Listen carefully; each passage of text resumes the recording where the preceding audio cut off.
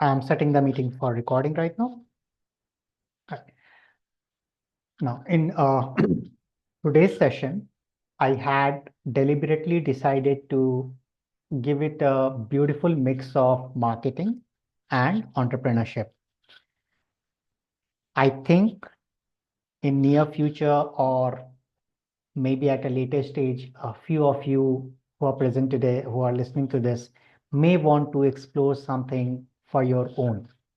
Though I have been touching upon this topic here and there, but today I thought, let's say if one of you decide to find an opportunity, given the marketing knowledge which you have gained over the last lectures, how exactly do we begin? Where exactly do we begin at? Marketing, in the marketing, we learned the importance of positioning and segmentation. We learned that survey is pretty important. There are other aspects in the marketing as well, which we will discuss today while keeping our entrepreneurship in our mind. Before we begin any journey in entrepreneurship, we need to figure out the right opportunity for us. Every person is different. Every person is different. Every person has a different set of skill set. Their mindsets are different. Their emotional levels are different. Their psychological levels are different. Some are their prowess is different. Some are very sound technically. Some are very sound in sales. Some are pretty good in marketing. Some are pretty good at finance. So over a period of time, we develop those skills, right? And at a certain stage, once we say that, hey, I am interested in launching a venture of my own, before even I think on that, one step prior to it is there an opportunity suiting my skill set? There are two things which are pretty important. Is there an opportunity? Number one. And number two, will it suit me? There may be a lot of opportunities present out there, but am I supposed to work on all of that? Or shall I work on only something which I know for today for sure that I can work on it? And I can work independently maybe to begin with. Later on, we can hire a team and which can work on that. I can motivate them and then we can expand on the thought. But let's say today, if I have to work on something independently, is there an opportunity and do I have the skill set? This is very important to know. Please remember this. We need to be very sure that the opportunity is there and I am made for it. Now, when I mention opportunity, it doesn't mean any opportunity which has got a low business value or a low scope in growth of the business, because we would love to do explore something, or we would love to put our skill set 100% in a venture. If once we are putting our 100% in a venture, we would demand 100%, 200% returns from the venture. If the opportunity size itself is pretty small, then even though the opportunity is there, we have to take a hard call and say that no, we are not going to work on this opportunity. Right. So the opportunity has to be big enough for us to address it. Now, once the opportunity is big enough, there are few aspects of it which we need to always remember. If an opportunity is big enough, then why any big player who is there in the market has not spotted it? Are the super trained people, super experienced people in those marketing companies, in those research companies, how did they miss out on this opportunity? Was it that they really didn't know, or was it that they identified that yes, Opportunity is there, but it's not worth it. And maybe at this juncture, when I am evaluating this opportunity and firsthand it looks feasible to do, maybe there is something hidden in this opportunity which I cannot see, which could be a deal breaker, which would be a red flag, and we that would be an indicator that I should not take this opportunity. Researching that opportunity is something which is very important. Again, say the opportunity is there, and maybe it makes business sense also, then let's try to figure out if there is someone in the recent history, or maybe few years back, few decades back, who had pursued it and were they able to make a business sense out of it. So we have multiple tools at our hand, including the search engines, including the social media, where we can research and we can figure out if actually this opportunity is being explored somewhere. Now, if the opportunity is being explored somewhere, if we get that information, maybe by means of Google, maybe by means of a blog, maybe by means of a research report which is available in the public domain, then it is a first-hand green signal that yes, this opportunity is worth exploring because someone has explored it. But this does not mean that right away we are in full in 100% in this opportunity. We have to look at few more questions before we are confident enough that yes, this is the right opportunity. Next thing which we will start searching on is, okay, so someone had researched on this, someone had worked on this. Till what level was that person able to take this opportunity to? Was that person able to take it to maybe a certain level, like maybe if it was like an operational strategy, was the person able to take it to a city, state, or country level, and after that they abandoned for some reason? Or the person explored the idea, they explored that okay, this is fine, they built a proof of concept, which means that okay, the opportunity works, but it failed after that. The POC did not fly out well, POC did not become successful. Did it fail at that stage?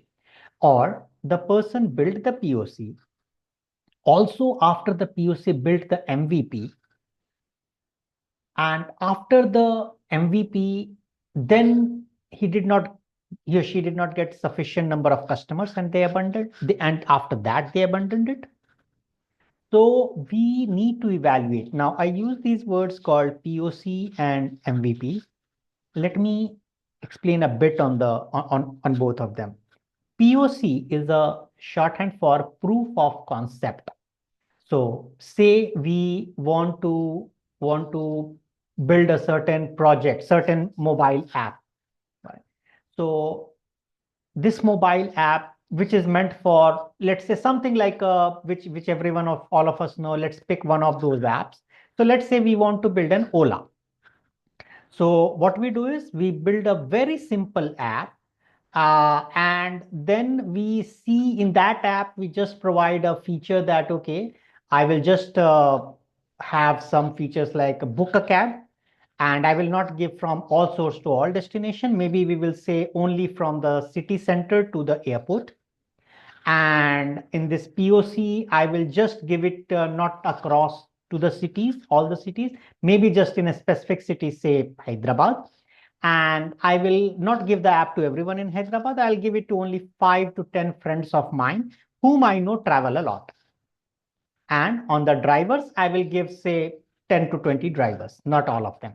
Because certainly, I mean, when someone allows you to get your app on their phone's real estate, then they want expect a lot of values. Now, I know that I'm not going to give a lot of value right away. So because I'm trying it out, so let me try it out only with a few people whom I know, let's say, because the reason is, say, first of all, I'll not be meeting a lot of expectations. Secondly, let's say the app has a problem, let's say it crashes in between, then they are ultimately my friends. They'll not mind it. And I will also onboard the drivers after telling them that, boss, this is gonna be a success or a failure, but this comes for free for you. If you wanna try it out, you're most welcome. So you try out this POC for a few days. Once you see that, okay, in the POC, I could see that there were 3 bookings in the last 1 week. That sounds like something. 3 bookings with only 20 of my friends, only 50 drivers out there in 1 week of time. Wow, this is actually a beautiful thing to explore.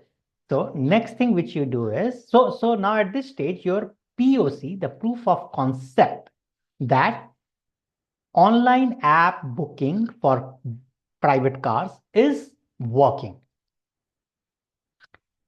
Then you start building on the MVP, minimum viable product. The minimum viable product comes with a minimum set of features which can actually be tried out at a slightly bigger scale than the POC. Again, the MVP, we don't expect to go across in a very large global scale, but certainly I would like to try it out at a city level where there is a population of 50 lakh people. I would like to try it out with them. In the MVP, we build few more features. We build, like, instead of just going from city center to airport, I say that you can go from in the city from anywhere to anywhere also. I am not going to give you an external booking outside the city, but inside the city, I'm going to give you this. So let's try it out. So, and then you advertise about this app of yours through social media, through print media, what we discussed the other day, through the different channels. Remember the ad campaigns and the channels. So we run our ad campaigns through different channels to help increase the visibility of our product, and then few more people start trying it out in the city. You run the MVP for maybe a quarter, 3 months, and you will have a lot more insights in that. Then you know that, okay, now my MVP had these many reports of satisfaction, these many reports of dissatisfaction. You have a good feedback collected, decent level feedback collected from your MVP. And now you say that, hey, this is such a beautiful time. Now I want to scale it maybe across the country, even if not global in the next stage. So this these different levels of exploring the entrepreneurship, which we are doing, the one of the primary roles, if by now you would have gathered, is played by the marketing executives like you. You are the people who design the survey questions to be put to your friends. You are the people, like the survey question to your friends could be, what do they like, the POC to have, the minimum features the POC to have. Will they be okay to try it out? Will it be okay if you charge just 1 rupee per ride on top of the regular pay, such that we know the readiness for the people to pay. So these questionnaires are designed by you, and then you are the one who put it on the Google form. Then in the next stage of MVP, you are the people who again go to these friends of yours and ask them that, please tell me about your feedback. And then you are the ones who say that based on the feedback, we think that the MVP should have the features A, B, C, D, E, F. All this while the technology team is supporting you full throttle with the necessary features, but you are the key guys who decide what features will be those which will be actually getting launched on the MVP. You see the importance of the marketing here. Such a beautiful field, starting from the place where you think of finding an opportunity, doing the research to figure out if the opportunity is worth it, to thinking of deriving the POC, creating the questionnaire, running the feedback, creating the features of the MVP. Then we go ahead and launch. So all this journey, you had been playing a very vital role. So you should be proud of what you are doing today, and you should be proud of what you will be doing in the coming years. Yeah. All right. Let's move on. Any questions on this one?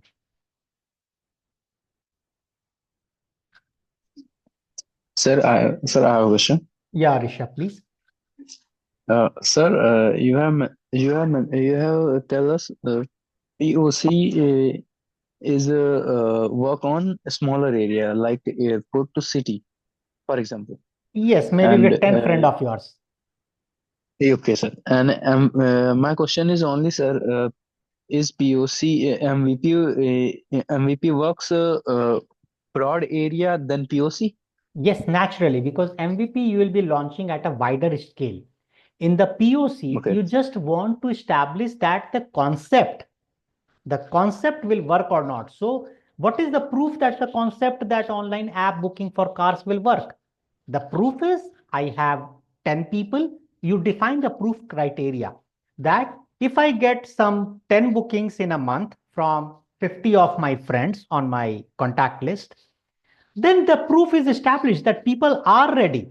And the moment any repeat booking happens, it means that the person who had availed the first booking is happy to get the next booking with you.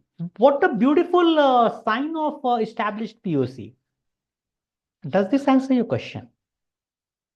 Yes, sir. It's clear now. All right, let's move on. Any more questions if you have? All right, so let's move on. Sir, I have one doubt. Yeah, please, Likhita. Sir, first we have to do by POC if we put any new features or something like that. So after completion of POC, so if I add any new feature in my Ola app, so can I do again POC or can I go to MVP? Beautiful thought, Likhita. I mean, awesome question. All right, so let's look at this. Let's pick this question of Ola app only. Let's pick this example of Ola app only. Once we are having the first idea, sitting here, there is no Ola app, nothing out there. I am sitting in my room and I want to do something on my own, and an idea comes that how about I facilitate people with online car booking. This is the concept which I'm having in today's date. Now, what should be the proof that people will use it today without the app? Imagine the days when there was no app. How was the booking happening? Either we used to call one of our relatives that with whom had you booked, he will give the name of a person. Or if we have an agent who is 50 meters away from my home, who has a shop, I will call him, I'll go to him. This was the way we will use to book. Or we used to go to the nearest bus stand. Normally, the taxi drivers would be lying there.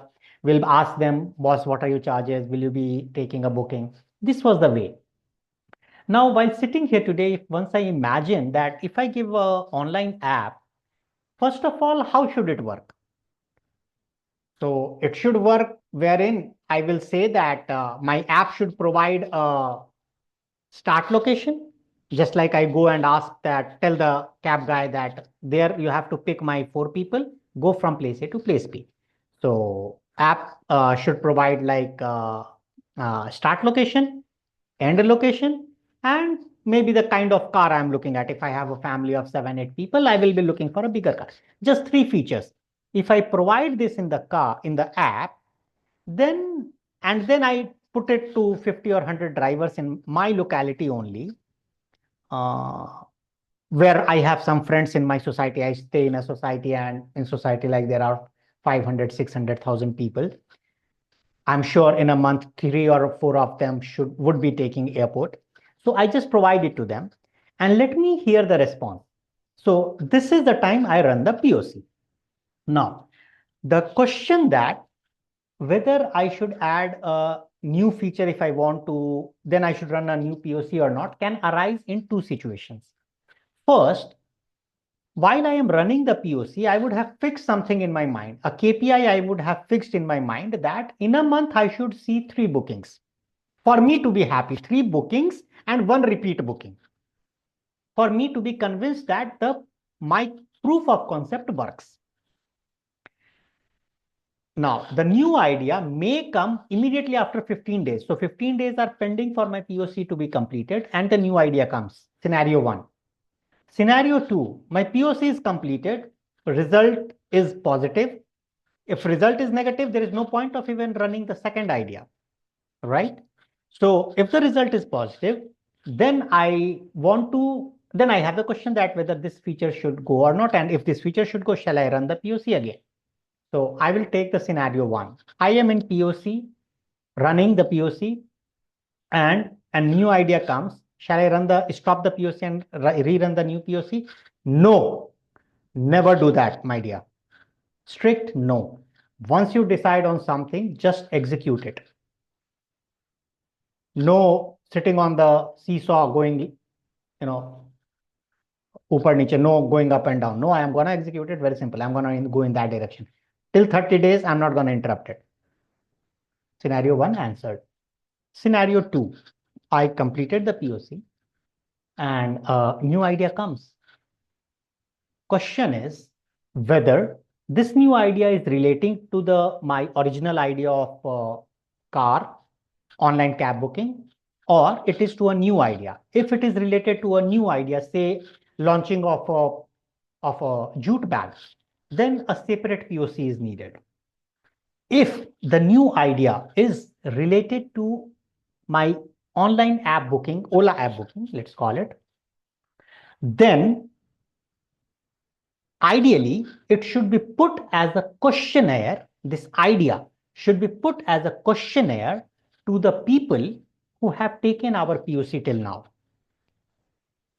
Whether, for example, let's say I have a new idea that I will give a pilgrimage offer, right? From Hyderabad to Tirupati, whether this will ply out or not. So I will ask this as a questionnaire to these people that, well, you have availed from here to airport, city center to airport. If I give you a pilgrimage offer, as a marketing executive, now you will ask the right questions. If I give you a pilgrimage offer, will you like to avail the app? Number 1. What kind of things would you expect from this app? Would you expect some kind of flexible timing? Would you expect some kind of discounts? Normally, if you do pilgrimage, do you do it with your family or 20 people, you go with 20 families together? So would you need a bigger vehicle like a bus? Once you have these questions rightly framed and answered by the people who have availed your Ola app facility, after you have the results of these questionnaires in front of you, that's the time you will make a decision. Say 5 people used your app in 1 month and 3 of them are saying that yes, we would love to try out because seniors, elders in my family, they go out on a pilgrimage tour once in 6 months. And if you can provide me a bus tour from the app sitting here at the convenience of my home, if I can book that, I would love to take that. So here you are. So in your MVP, then you may think of taking this or not is again something which you will have to decide. Now, very interestingly, let's say in this scenario itself, we have established this part of online cab booking from city center to the airport. But we have not, and the tie-up has happened with the cab owners, but we have not done the tie-up with the bus owners. The assumption that the bus owners are ready for this kind of app booking is incorrect. We have to go to the bus owners tell them that this kind of POC has been successful. Would they be okay to try this out with their buses? That would be a right approach. In this case, you should be launching a separate POC, and it should not be form of an MVP. Now, later on, once that POC is established, you merge that feature in the same app. This is pretty doable by technology wise and operations wise anyway. Your people would have done the groundwork in a good way. Now imagine, let's take a different scenario wherein the idea is that, okay, you are doing the booking. The idea is, instead of the pilgrimage, I have a new idea related to app booking. And that idea is, I want to have a car decoration for my special occasions like marriage, right? Wherein I want the car to be decorated when it comes, right? So this thing, what you can do is you can speak with the cab owners or the cab drivers that how difficult is it a task for you to arrange a decorated car with flowers at my home if there is a wedding. So if they say that, hey, we will do it at a cost, bingo, you have you don't need to do anything extra. You can include this as part of MVP. But if they say that, hey, you know what, this kind of thing, we have this restriction, that restriction, the flower shops don't open at midnight, and sometimes we get requests for midnight. So that is a challenge. So we will not be able to cater to that because we need to have that information 4 hours beforehand. So these kind of things will come as a objection, may come as an objection from the vehicle owner. So at that point in time, you will say that, okay, I'm not going to take this. So once these objections, if they come, then you will say that, hey, you know what, I'm not going to take it right now. What I have established right now, I first want to make money on that, and with by growing this concept only to with limited features. That will be part of your MVP.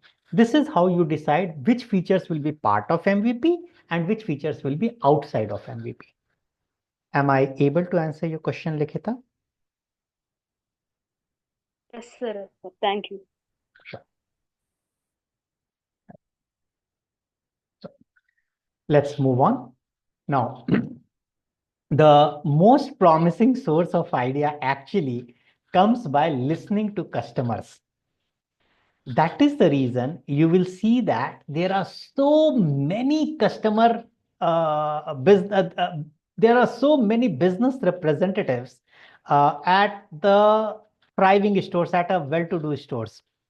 If you go to a mall, there will be so many people who will be ready to assist you in terms of your parking. And because once you go to a mall, you avail multiple facilities.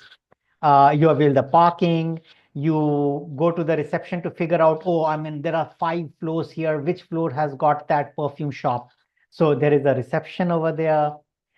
Then let's say you go to an electronics shop, say Bajaj Electronics. In the Bajaj Electronics, then inside Bajaj Electronics, there are so many different category of products. There would be refrigerator, there would be washing machine, there would be laptops, mobile phones. So for each of them, each of the category, these big stores would appoint some representatives who will be assisting you. These representatives are also trained to be listening to customers. So while they are more than happy to assist us and explain to us the features of the existing products lying there, they are also trained and given incentive by the companies many a times to get some feedback from the customer, because the customer who has visited the store has an intention to purchase in, that's a good probability. Otherwise, the person would be sitting at his or her home, or the person would not even come inside my store. Everyone values time, and the person would be going somewhere outside, a different store. There are so many stores in the mall. So if they have come, it means they might have an intention or to buy either today or in coming days. Now, maybe Bajaj Electronics is planning to introduce a new vertical inside its store. Maybe that vertical is related to a new category, and before it introduces, naturally Bajaj Electronics would have to put in a lot of money to create a tie-up with that company, because Bajaj Electronics is selling Samsung mobile phone, it is selling LG refrigerators, it is selling Dell laptops, all these things. So it has created a lot of tie-ups with all these companies, and this requires huge amount of investment in terms of time and money. Now, Bajaj Electronics marketing gentlemen or some gentlemen in Bajaj, they think that, hey, you know what, a new product category should be introduced. Should they do it right away? I think by now all of you should be convinced that they will not do it. The ideal way is to figure out in the first place, is this brand positioned in the mind of the customer as a good brand? Will the customer create a queue outside my Bajaj Electronics shop to purchase this new category of electronics? If not, then Bajaj Electronics will not introduce this new gadget. Now, how do they come to know about it? They have so many stores spread across the city, across so many cities. So what they do is they hold a virtual call or in-person call wherein the executives, senior executives, senior marketing executives visit the stores, they train the people there to ask a specific set of questions in a polite way to the visiting customers. And these questions are framed around in a way which helps to understand that if a new product category is introduced at Bajaj Electronics, will the visiting customers loosen their purse strings to purchase this? If yes, will they be expecting a discount because they could purchase the same category from outside? Why should I purchase from you? And will they expect any kind of extended warranty, if not a discount? Once all this data is collected over a period of few weeks or months, this data goes to the marketing, and then they have a meeting to figure out that, okay, 70% of the customers feel that they are ready to buy, given that we give them an extended warranty of 2 years instead of 1 year. So they sit down and they involve the finance guys and the other departments, and they figure out that, okay, for an extended warranty of 2 years, this is going to be an extra cost. Let's put this to customers at a slight discount, which then what they will do is they will again tell someone in the finance department will say this is going to be the cost, and they will tell the marketing executive, hey, now it's your job to figure out whether this cost is competitive or not, because going by our expenses, we have very well defined set of data which tells me that this is going to be the cost to the company. Now, this gentleman, the marketing guys now again come in the picture.